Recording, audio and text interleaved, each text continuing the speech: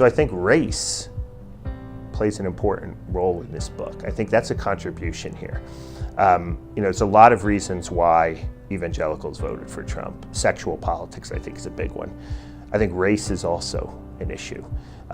There is still a certain degree of fear among white evangelicals, right? That not only African Americans, but Hispanics, America is becoming less white.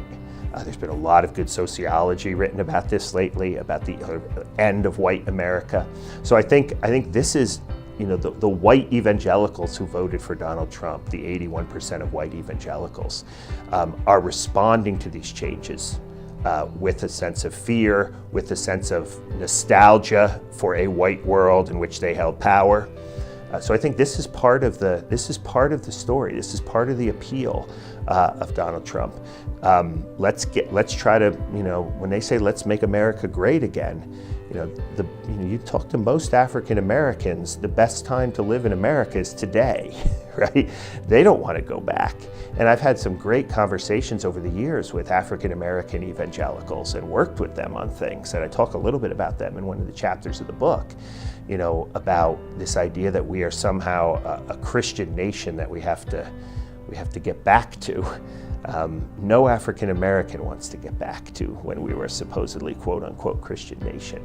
So I think this appeal, and again, you see it in the history, whenever there is some kind of significant cultural change, whether it be religion, race. I mean, I'm half Italian. When my Italian family came over, they were of a different race. They were Southern Europeans, right? They weren't WASPs. So the same kind of, same kind of racial rhetoric, as well as the anti-Catholic rhetoric steps. So whenever there's a cultural and demographic change in society, largely through immigration or some kind of, say, slave rebellion, where the slaves are threatening to overthrow the racial hierarchy of the South, sadly, evangelicals are always at the front of that resistance, mostly white middle-class evangelicals. And I think that's what you're seeing again now.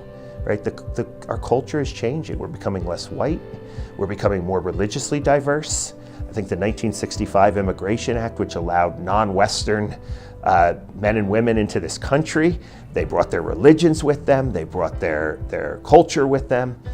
And I think Donald Trump stepped in and said, in a very kind of conservative, populist way, which we've seen throughout American history, maybe most recently Pat Buchanan, but there were others, in the 20th century, and said, we are going to, we're gonna make you happy again. We're gonna give you the kind of world that you once knew as a kid. We're gonna make America great again. And I think that, so it's very much tied into these kind of racial, cultural, ethnic kind of changes.